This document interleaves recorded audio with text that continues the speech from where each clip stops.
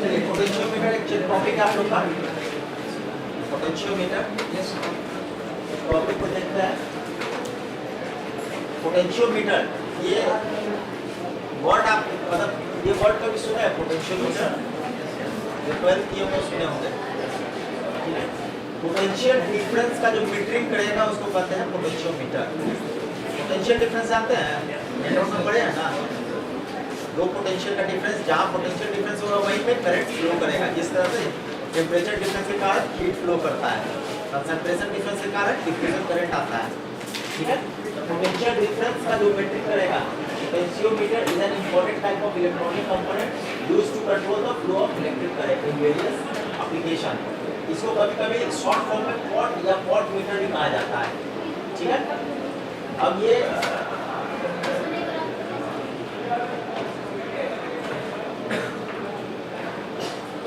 देखिए पोटेंशियोमीटर जो है ये काम कैसे करता है। ये रियोस्टेट जो होता है ना, रियोस्टेट का भी नाम सुना है? हाँ,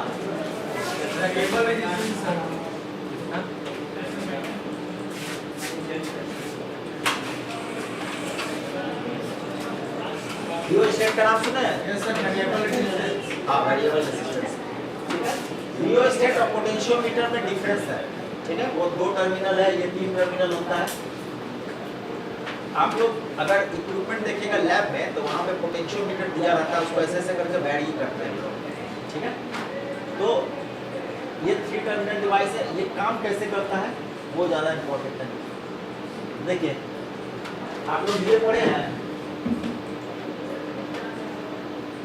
ऐसा कभी पढ़े हैं क्या? Ohm's law.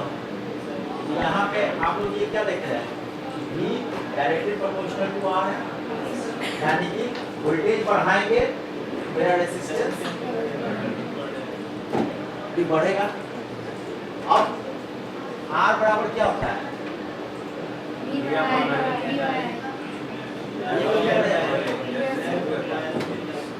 ये क्या है? Resistivity of material. ये मतलब जो है वो कभी चेंज नहीं होगा। अगर एक ही मटेरियल है तो ये लेंथ है, ये एरिया है। तो यहाँ पे R directly proportional to L है और R inversely proportional to area है।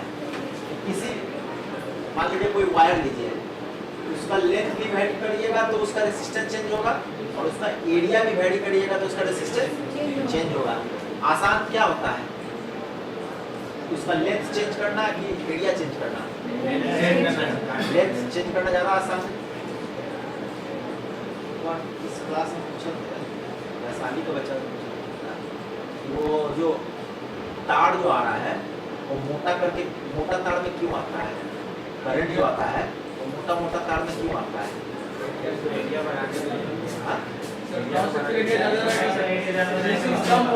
रेजिस्टेंस उसका एरिया अगर ज़्यादा होगा तो रेजिस्टेंस कम होगा, इसलिए पतला तार में नहीं जाता, मोटा तार से 11 के 33 के का जो लाइन आता है।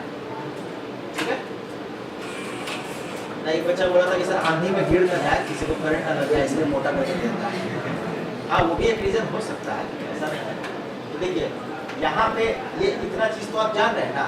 तो पोटेंशियोमीटर जो काम करता है, एक इसको पकड़ता है, इसको इसके साथ रिलेट करता है।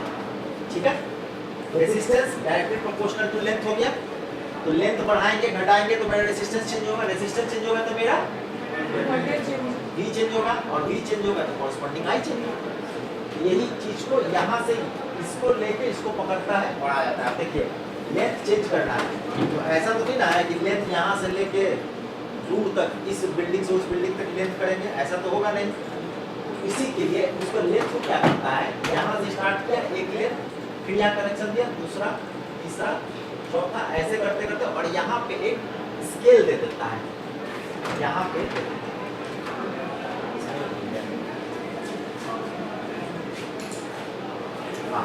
ये देखिए एक स्केल दे दिया, एक स्केल दे दिया, अब ये लेंथ है। तो अब आप क्या है, तो स्केल से यहाँ से नापिएगा, ये 40 सेंटीमीटर का लेंथ है, 60 सेंटीमीटर, 80 सेंटीमीटर। ठीक है, अब यहाँ से फिर यहाँ जाइएगा तो ये ऐड अप होते जाएगा। अब जैसे मान लीजिए यहाँ पे है, यहाँ पे रहेगा, यहाँ पे रहेगा, तो वो कितना है? तो अगर सेंटीमीटर उसको मानते हैं तो ये कितना होगा? 100 प्लस 10 का, 110 हो जाएगा सेंटीमीटर। ये ले, समझ रहा है? फिर वो ऐसे करते जाइए, मतलब स्केल को आप 10 20 ऐसे पढ़िएगा, फिर इसके लिए आइएगा तो फिर स्केल सीधा हो गया, फिर ऐसे करते करते यानी कि एक बड़ा सा लेंथ को हम लोग टुकड़ा में कर करके ला दिए, और ये लेंथ के अराउंड कितना उसका लेंथ हम लोग मीटर से निकाल लिए। बस यही यहाँ से हम लोग पोटेंशियोमीटर में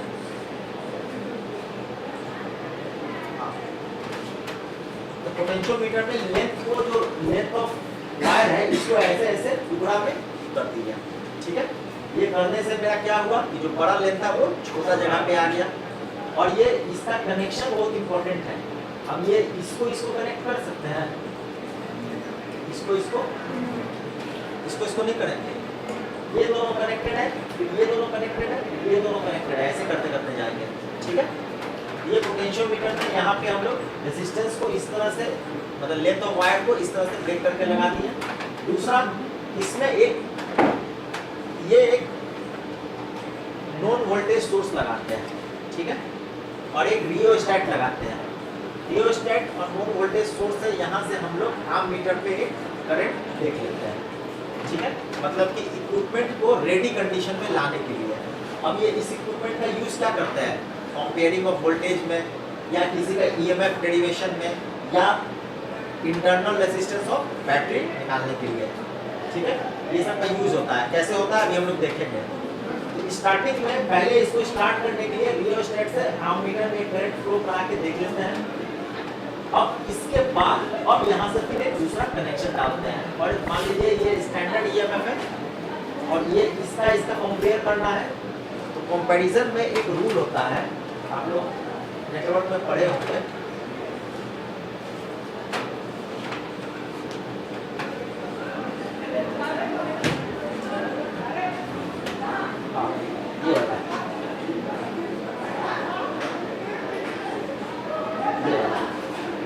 ये क्या करा है? Potentiometer is a null type resistance network device used to measure potential difference and comparison of EMF. अब जैसे देखिए,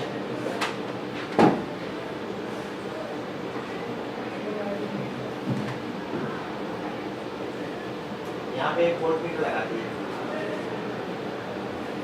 या करंट आममीटर लगा दिया। ठीक है, एक आममीटर लगा दिए, दो बैटरी लगाए। अब ये दोनों बैटरी से करंट का अगर करंट जाएगा, मान लीजिए ये 5 वोल्ट का बैटरी है, ये 3 वोल्ट का बैटरी है, तो करंट किधर से किधर जाएगा? यहाँ से निकलेगा, ऐसे जाएगा। अगर ये 8 वोल्ट रहता तो करंट ऐसे जाता, और ये भी अगर 5 वोल्ट रहता तो करंट फ्लो नहीं करेगा, यानी कि मेरा यहाँ पे करंट शो नहीं करेगा। ये दोनों इक्वल वैल्यू का हो गया तब। तो इक्वल वैल्यू का अगर हो गया तो मेरा करंट फ्लो नहीं करेगा। ये जो बात है, इसी बात का हम लोग यूज करते हैं पोटेंशियोमीटर में। ठीक है, इस बात का हम लोग यूज करते हैं। ठीक है, ये तो इसका ये पोर्शन जो है, ये इनिशियली पोटेंशियोमीटर को रेडी करने के लिए रखते हैं। अब इसके बाद जो ये जोड़ते हैं ना, ये काम करने के लिए जोड़ते हैं। ठीक है,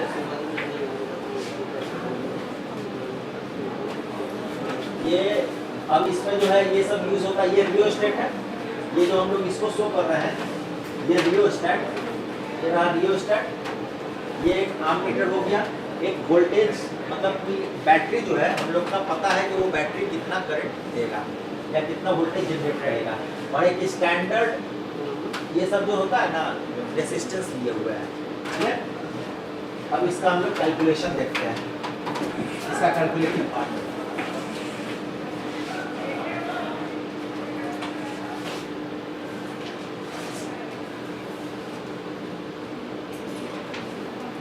चलिए इसका कैलकुलेशन देखते हैं। मान लीजिए इसको जो है, पहले इसको जोड़ रहे हैं V1 को। अभी जो है यहाँ से एक गैल्वेनोमीटर है, ठीक है, और इसको जो है यहाँ से कनेक्शन दे दिए। इसको कनेक्शन कर दिया, पहले इसको कनेक्शन कर दिया और इसको कनेक्शन करके हम ये स्टैंडर्ड ईएमएफ है, ठीक है। मतलब कोई भी एक ईएमएफ है जिसको हमको मान लीजिए 2 ईएमएफ का वो कंपैरिजन करना है, ये इसको ये E1 है। अब इसको हम लोग यहाँ पे ये सेकंड इंड है, मतलब इसका जो फर्स्ट इंड जो है यहाँ पे जोड़ेंगे, यानी कि स्टार्टिंग पॉइंट, ये जो हमारा जो ये तार का जाल था ये स्टार्टिंग पॉइंट है, ये एंडिंग पॉइंट है। स्टार्टिंग पॉइंट से हम एक ईएमएफ जोड़ दिए और इसके बाद एक गैल्वेनोमीटर लगाते हैं, ठीक है। गैल्वेनोमीटर लगा, अब ये गैल्वेनोमीटर इसलिए लगाए कि हम लोग E1 जो है ये जो जॉकी है जॉयस्टिक को क्या करेंगे, अब हम लोग इस जॉयस्टिक से एक पोजीशन पे ले जाएंगे जॉयस्टिक को, एक ऐसा पोजीशन जहां कि मेरा गैल्वेनोमीटर क्या हो जाए, 0 रीडिंग दे दे। 0 रीडिंग देगा, ये वाला कंडीशन आ जाएगा, ये वाला कंडीशन आ जाएगा।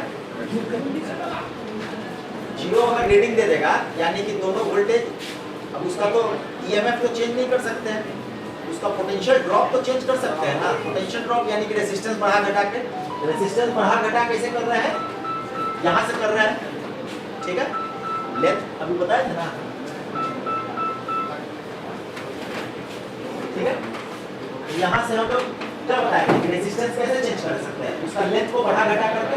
तो यहाँ पे रेजिस्टेंस क्या करेंगे, बढ़ा घटा कर रहे हैं। ये रेजिस्टेंस बढ़ा घटा कब तक करेंगे, जब तक कि मेरा ये गैल्वेनोमीटर का रीडिंग 0 ना आ जाए।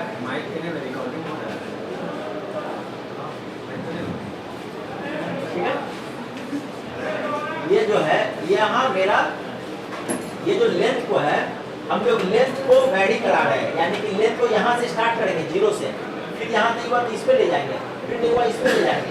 ये लेंथ को क्यों वैरी करा रहे हैं, लेंथ को वैरी करा रहे हैं ताकि मेरा रेजिस्टेंस वैरी करे, और रेजिस्टेंस वैरी करेगा तो मेरा कोरस्पॉन्डिंग भी वैरी करेगा, और भी वैरी करके ये भी अगर ये भी के बराबर हो गया तो यहाँ पे गैल्वेनोमीटर रीडिंग का कितना हो जाएगा, 0 आ जाएगा। यही चीज हम यहाँ पे करेंगे, ठीक है। तो मान लीजिए पहला कंडीशन जो लेते हैं, पहला कंडीशन VAB लेते हैं, वहां पे क्या किए,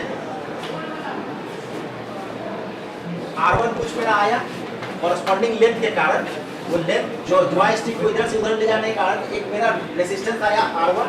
अब इसको हम लोग क्या लिख सकते हैं, I rho length L1, area तो सेम रहेगा, एरिया 1 लिखने का जरूरत नहीं है, एरिया तो सेम रहेगा, ठीक है। अब ये मेरा हो गया लेंथ, मान लीजिए कुछ भी लेंथ आया, 80 सेंटीमीटर आया, 120 सेंटीमीटर आया, कुछ भी आ गया। अब हम लोग इसको फिर से एक नया कनेक्शन लेंगे, ठीक है। ये जो E1 है, E1 के बाद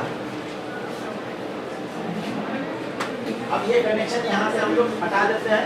अब ये इसको यहाँ पे कनेक्ट कराएं, कोई एक लेंथ पे लेगा, अब ये दूसरा जगह इसको कनेक्ट कराएं, और ये कनेक्ट करा के ये जो लेंथ आया, अब इसके कोरस्पॉन्डिंग इसको फिर से जॉयस्टिक को इधर उधर करेंगे, जब तक करेंगे तब तक यहाँ पे मेरा गैल्वेनोमीटर का रीडिंग कितना आ जाएगा, 0 आ जाएगा।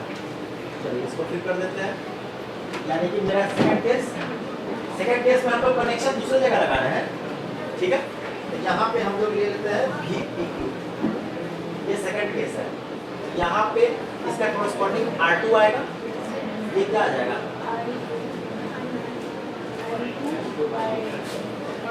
अब देखिए ये करंट हम सेम बोल रहे हैं, ये करंट क्यों सेम बोल रहा है, जो स्टार्टिंग में हम लोग जो कंडीशन लगाए थे ना, ये जो स्टार्टिंग में हम मीटर एक रियोस्टेट लगा के एक हम पकड़ लिए थे स्टार्टिंग में ही, और इसको वैरी नहीं कराना है आई को, इसीलिए हम बाकी चेंज करना है, ये ऐसा इधर से चेंज कीजिए कि वो वैरी हो गया, आप मीटर उतना ही रहे, ठीक है। क्योंकि हम आई को चेंज नहीं कर रहे हैं यहाँ पे, ये आई को चेंज नहीं करना है, यानी स्टार्टिंग वाला जो मेरा इनिशियल कंडीशन में जो आम मीटर था उसका आई सेम रखना है। अब देखिए यहाँ पे ये सब सेम हो गया, तो ये दोनों का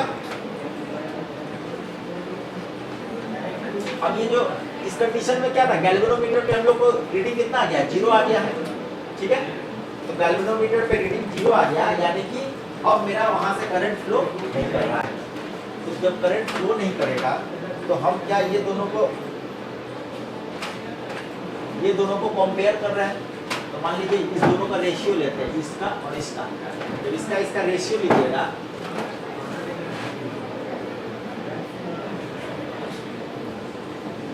आई कट जाएगा, रो कट जाएगा, बचेगा क्या?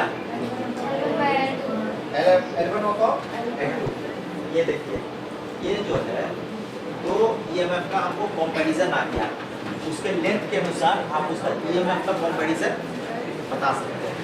ठीक है, मान लीजिए ये बात किसको, ये डेरिवेशन किसको नहीं समझ में आया? ठीक है, कनेक्शन के लिए वीडियो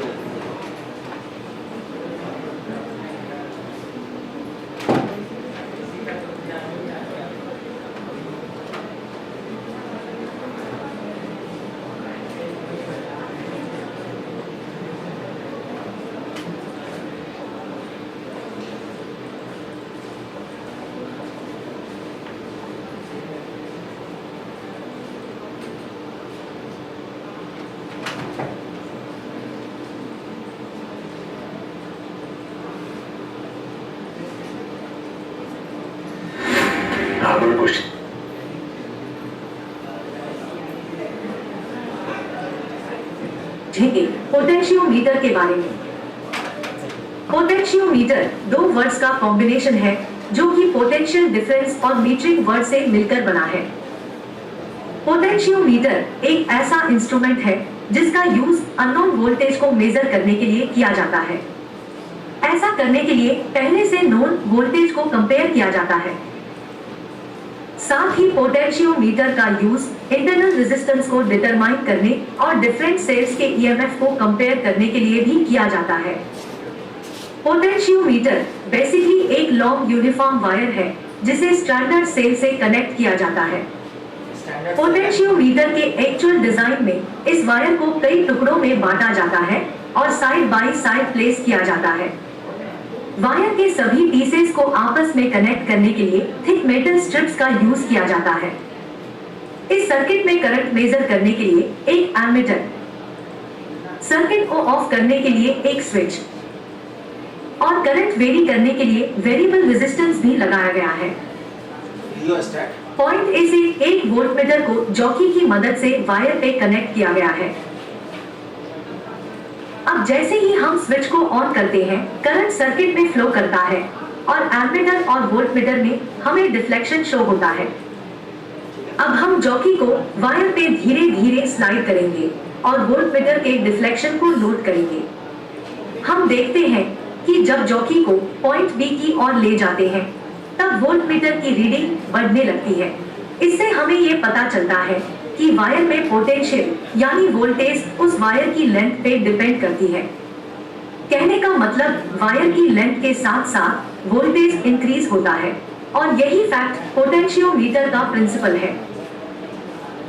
पोटेंशियोमीटर का बेसिक प्रिंसिपल ये कहता है कि वायर के किसी भी सेक्शन में पोटेंशियल ड्रॉप उस वायर के लेंथ के डायरेक्टली प्रोपोर्शनल होगा। पोटेंशियोमीटर प्रिंसिपल को हम कुछ इस तरह डिफाइन कर सकते हैं। The potential drop across any section of the wire will be directly proportional to the length of the wire. Thanks for watching. अगर आपको हमारा ये वीडियो अच्छा लगा तो ऐसे ही और वीडियो देखने के लिए चैनल को सब्सक्राइब। देखिए उस समय क्या था, अभी आप लोग इसमें ये जो किया एक ईएमएफ नहीं लगाया था, एक नोन ईएमएफ या अननोन ईएमएफ जो नापना है हम लोग को कंपैरिजन करना है तब वो नहीं लगाया था। ये सिर्फ इनिशियल कंडीशन हम लोग को दिखा दिया। ये इनिशियल कंडीशन ये रहेगा, यहाँ से देख लिए कि हम लोग लेंथ ऑफ वायर में ठीक है। अब हम लोग जो यहाँ पे जो लगाते हैं, पहले में मान लीजिए स्टैंडर्ड सेल लगाते हैं,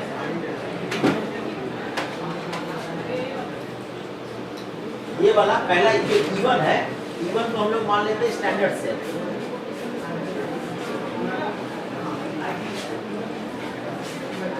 ठीक है, ये स्टैंडर्ड सेल लगा दिए, पहले इससे कनेक्शन किए, फिर इसके बाद E2 हम लोग निकाल लिए। E2 मेरा क्या हो गया, अननोन ईएमएफ हो गया। अननोन ईएमएफ हो गया, समझे? तो अब बताइए स्टैंडर्ड से E1 आपको पता चल गया, E1 आपको पता है, तो अब E1 पता है, E1 के लिए ये देखिए आपको ये जो है E1 इसको मान लीजिए, ये जो है ये E1 है और ये E2 है। अब आप बताइए E1 पता है, लेंथ पता है, E2 का भी लेंथ पता चल गया, तो क्या E2 नहीं आएगा? E2 कितना है, आ जाएगा ना। यानी कि एक अननोन ईएमएफ जिसका हम कुछ नहीं जान रहे थे वो पोटेंशियोमीटर की मदद से हम लोग जान गए। यानी कंपैरिजन ऑफ ईएमएफ या अननोन ईएमएफ को मापना हो तो पोटेंशियोमीटर का यूज करते हैं। अब बताइए अब कहाँ पे कंफ्यूजन है? कंफ्यूजन है, पोटेंशियोमीटर समझ में आया कि नहीं? यही है पोटेंशियोमीटर। इनिशियल कंडीशन जो अभी जो वीडियो में देखे वो इनिशियल कंडीशन लाया, इनिशियल कंडीशन। उसके बाद हम लोग बाद में जब काम करने गए तो ये पहला काम किए कंपैरिजन ऑफ ईएमएफ का। अभी दूसरा काम भी करेंगे, ये पहला काम था, ये काम समझ में आया। और ये काम करने के लिए हम लोग को सबसे पहले एक इम्पोर्टेंट चीज लगाना था, वो क्या है? गैल्वेनोमीटर। जब तक कि गैल्वेनोमीटर नहीं लगाएंगे तब तक आपको पता कैसे चलेगा कि ठीक है यहाँ का करंट 0 हो गया, ताकि वही लेंथ लेना है। क्योंकि लेंथ क्या पकड़िएगा, आखिर लेंथ क्या होगा, यही से लेना है कि वहाँ पे लेंथ जहाँ पे कि मेरा गैल्वेनोमीटर का रीडिंग 0 आ जाए। ठीक है, अब वो 0 आ गया, इसका मतलब क्या हो गया? ये वाला अगर ये 0 आ गया यानी कि दोनों के क्रॉस पोटेंशियल डिफरेंस सेम है, कोई करंट फ्लो नहीं करेगा। चलिए ये समझ में किसको नहीं आया? आ गया ना, आगे बढ़े। It is used for measuring current also by passing the unknown current through the known resistance, measure the voltage across the resistor। ये सब इसका काम है। चलिए ये समझ में आ गया।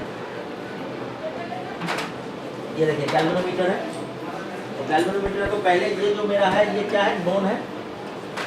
ये वाला पोर्शन मेरा क्या हो गया? ये नोन ईएमएफ है।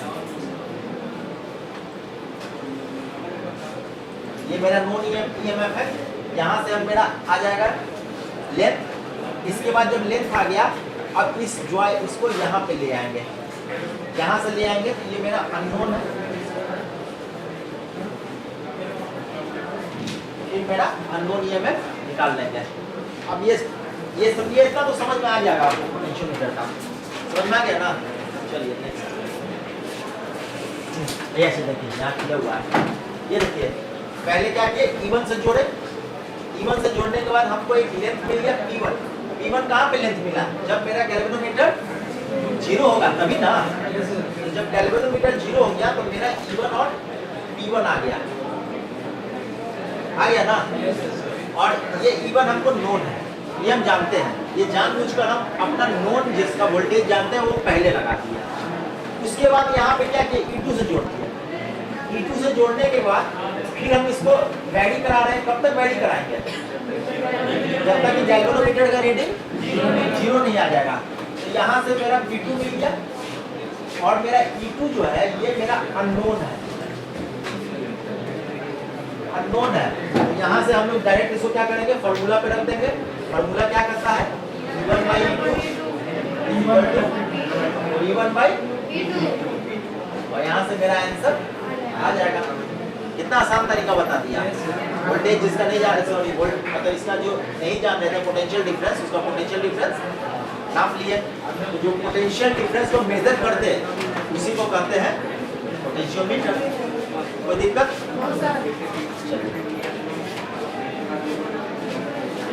एक और चीज आप लोग को पोटेंशियल डिफरेंस से मेजर करना है।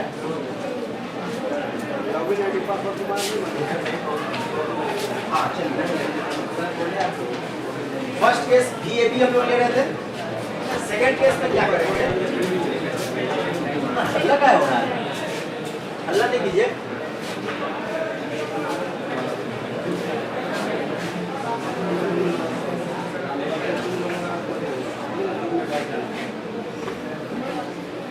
ठीक है, यहाँ से सेकंड केस में VAB हमको आ गया।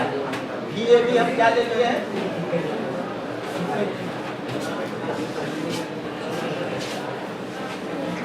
एरिया तो चेंज नहीं करेगा।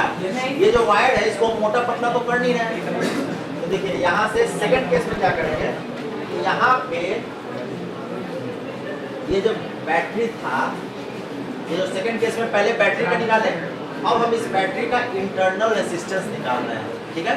इसका इंटरनल रेसिस्टेंस कुछ R होगा, ठीक है। तो यहाँ पे एक जो है एक नोन रेसिस्टेंस हम लगाते हैं, ठीक है।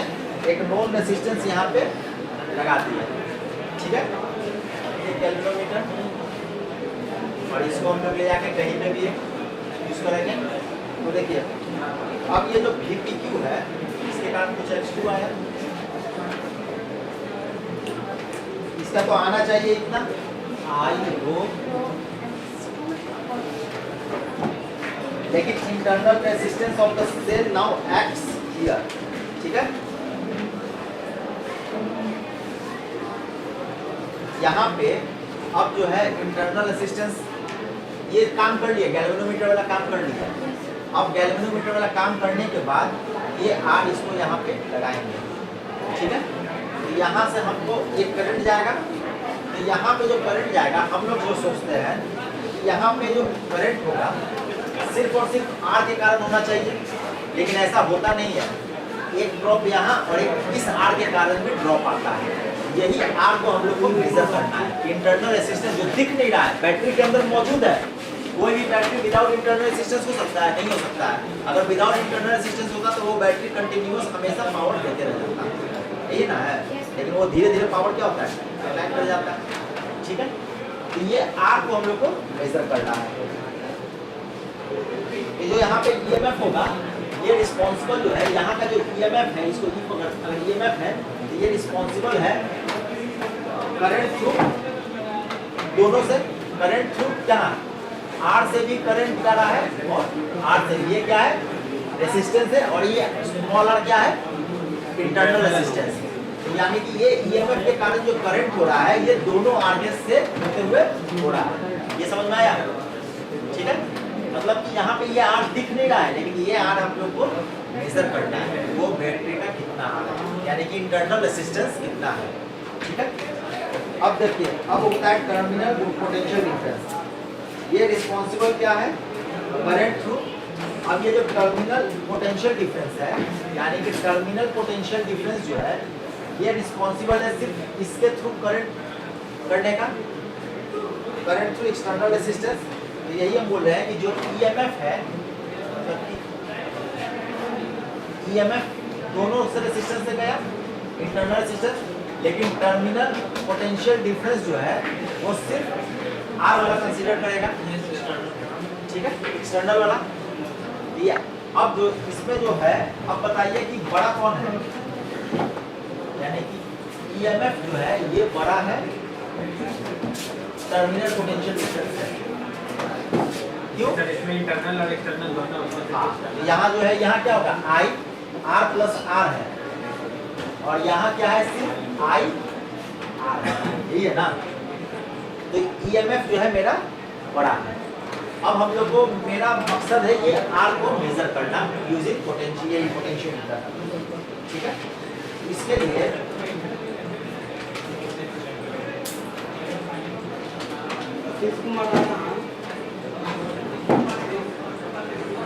अब हम लोग अगर EMF E पकड़ते हैं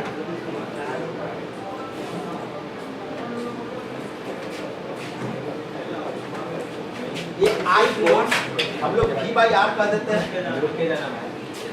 ठीक है। ये I को हम लोग V/R कह रहे हैं, ठीक है।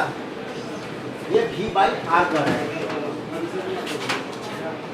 यहाँ वाला जो आ रहा है ना, यहाँ वाला जो आ रहा है टर्मिनल पोटेंशियल डिफरेंस, ये हम लोग इसको बोल रहे हैं, इसको V/R कर दिए नॉर्मली।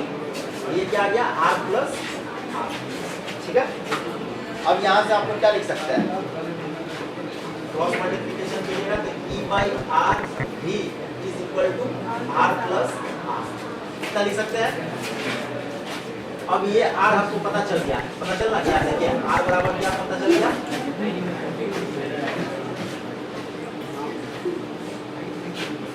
ये मेरा इंटरनल रेसिस्टेंस हो गया।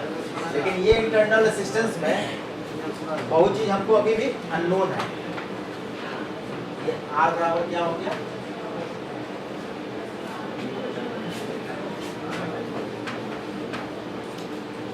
इतना आ गया, लेकिन इतना मेरा रिजल्ट नहीं होना चाहिए। अब देखिए ये R निकालने के लिए हमको ये तो हमको पता है, ये पता नहीं है, -1 करना है, E/V हमको मेजर करना पड़ेगा। E/V मेजर करने के लिए फिर वही पुराना तरीका जो है, अगला कौन कर रहा है, इसके लिए क्या आ जाएगा, x1/x2 कैसे आया, हाँ x1/a = I2, ठीक है, ये कट गया तो x1/x2 आ गया। तो यहाँ से ये जो मेरा है ये EMF है और ये टर्मिनल पोटेंशियल डिफरेंस है, दोनों के लिए हमको x1 x2 आ गया। अब यहाँ से हम इसका वैल्यू रख दीजिए, इसका वैल्यू रखिएगा, चलिए यहीं पे हम वैल्यू रख रहे हैं, ये कितना हो जाएगा R -1 या R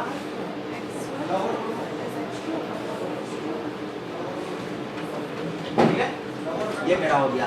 यानी कि हम लोग क्या किए, पहले हम इसका टर्मिनल पोटेंशियल निकाल लिए, EMF निकाल लिए, फिर टर्मिनल पोटेंशियल डिफरेंस निकाल लिए, और ये दोनों x1/x2 इससे आ जाएगा पोटेंशियोमीटर का यूज करके, और इसको हम लोग रख देंगे तो मेरा internal resistance of the cell, ठीक है। ये थोड़ा सा पहले वाला से एक स्टेप आगे हो गया, क्योंकि पहले वाला में सीधा सीधी जाके आपको नल डिफ्लेक्शन निकालना था, यहाँ नल डिफ्लेक्शन के बावजूद एक चीज और निकालना था, एक रेजिस्टेंस जोड़ना था एक्स्ट्रा। अब वो रेजिस्टेंस जोड़ के आपको यहाँ तक जितना वैल्यू का रेजिस्टेंस जोड़े उसके कॉरस्पॉन्डिंग देखना था, ठीक है, एक स्टेप ये आगे है। चलिए ये हो गया measuring internal resistance of the cell. अब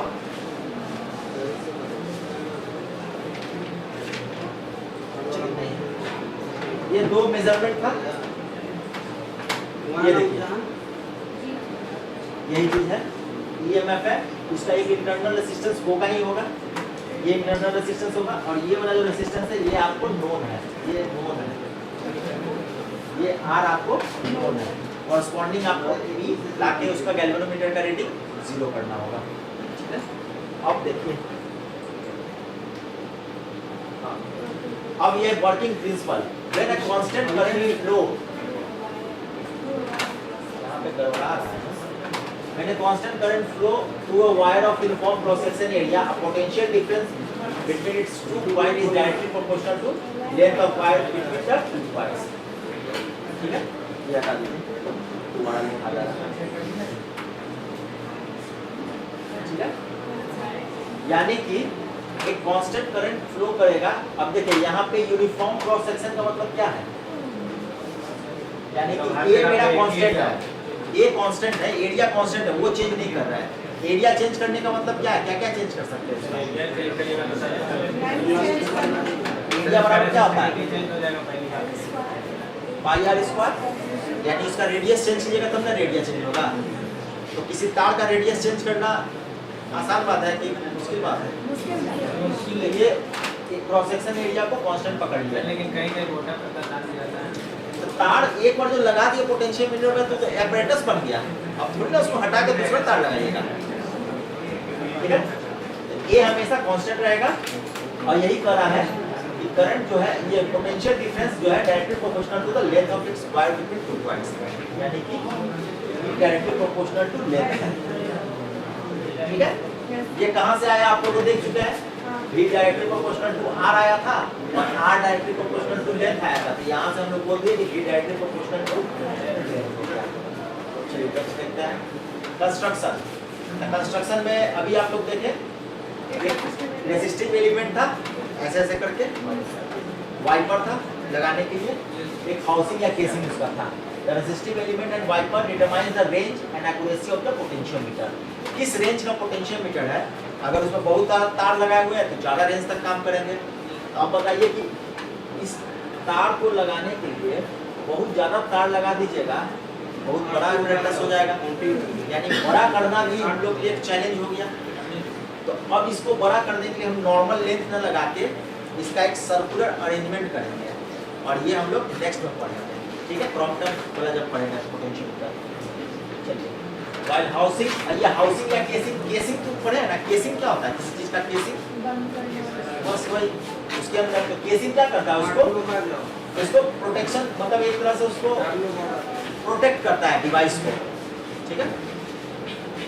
ये सब उसका यही सब चीज लिखा हुआ है जो पढ़ाए हैं। वाइपर का काम क्या है आप लोग जान गए आप, ठीक है। वाइपर स्लाइड्स और rotates along the resistive element, changing the resistance of the circuit। जैसे जैसे लेंथ चेंज करेंगे वो रेजिस्टेंस जो है चेंज करेगा, ठीक है। The wiper made conductive material, और ये जो है ये जो वायर है ये दोनों के बीच में ये जो कनेक्शन करते हैं ये प्योर मेटल होगा, ताकि यहाँ से तुरंत यहाँ आ जाए करंट, फिर यहाँ से ये प्योर मेटल से कनेक्शन करते हैं, ठीक है। अब है इसका एप्लीकेशन, इसका बहुत सारा एप्लीकेशन है, जैसे कि वॉल्यूम कंट्रोल, जो आप लोग वॉल्यूम कंट्रोल पहले के वो रेडियो में देखते थे, वॉल्यूम कंट्रोल करने वाला, वो भी एक पोटेंशियोमीटर ही है। Potentiometer commonly used in audio equipment such as amplifier and radio to adjust the volume of sound produce. पहले के टीवी में भी हाथ से ही ना करते थे, अब ना ऑटोमेटिक हो गया है। चलिए ठीक है, ये क्या हो गया, एक वॉल्यूम कंट्रोल कर सकते हैं, उसका ब्राइटनेस कंट्रोल। एक्चुअल में आप क्या कंट्रोल कर रहे हैं, रेजिस्टेंस। रेजिस्टेंस जैसे लोडिंग इफेक्ट होता है ना, तो लोड किससे दे रहा है, अगर उसका लोडिंग इफेक्ट में वॉल्यूम से लोड दिया है, मतलब उसका रेजिस्टेंस वॉल्यूम के साथ उसका एडजस्ट किया है, तो जैसे जैसे रेजिस्टेंस दिएगा उसका वॉल्यूम चेंज होगा। ब्राइटनेस के साथ किया है तो जैसे जैसे चेंज कीजिएगा उसका ब्राइटनेस कंट्रोल होगा। स्पीड कंट्रोल, जितना स्पीड में मोटर कीजिएगा, ठीक है। पोटेंशियोमीटर का यूज है। फिर है मेजरिंग इंस्ट्रूमेंट, ये आप जैसे देखिए अभी आप लोग जो है अभी ये देखे ना कि ईएमएफ मेजर कर रहा था, ठीक है। थर्मोस्टेट कितना टेम्परेचर या हीटिंग या कूलिंग होना चाहिए, जैसे कि अभी आप लोग जो इससे करते हैं, रिमोट से करते हैं ना कि 25 डिग्री हो जाना चाहिए एसी का, वो पोटेंशियोमीटर से ही करते हैं। जॉयस्टिक, जो सिग्नल कंडीशनिंग एरोस्पेस, तो ये सब इसका पोटेंशियोमीटर का यूजेस है, एडवांटेज।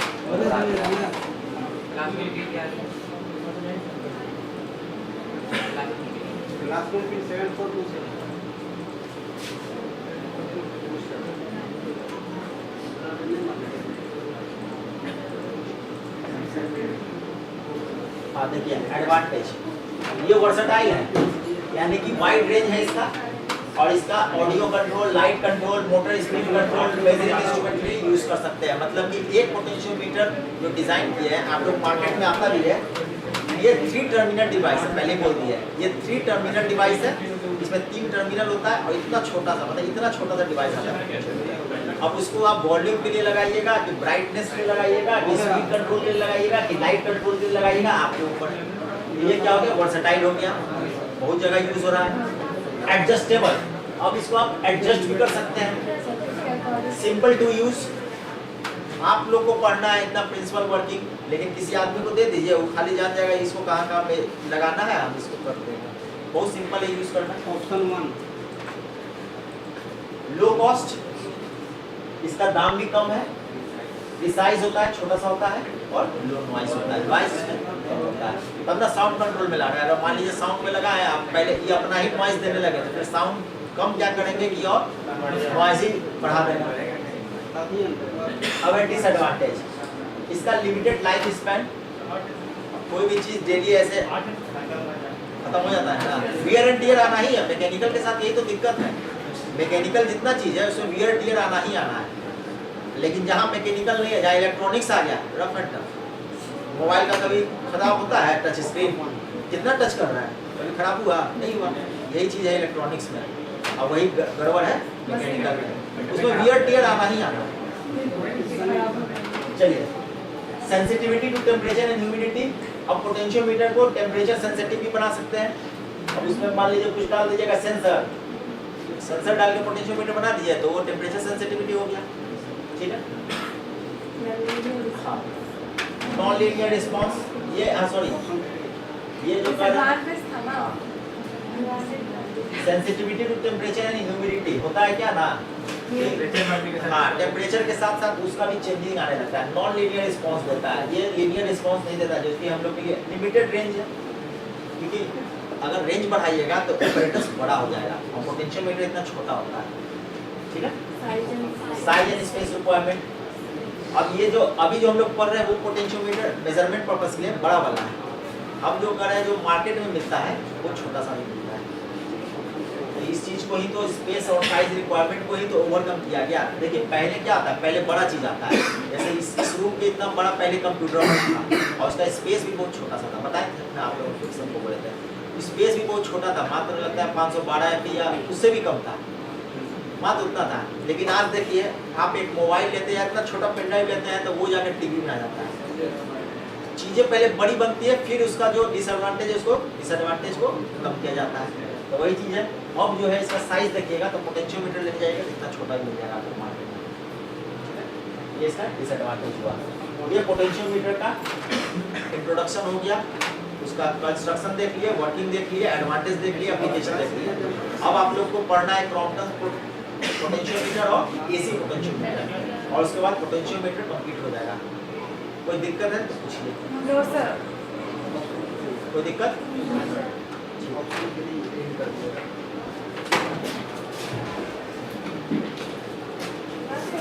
हाँ बता दो।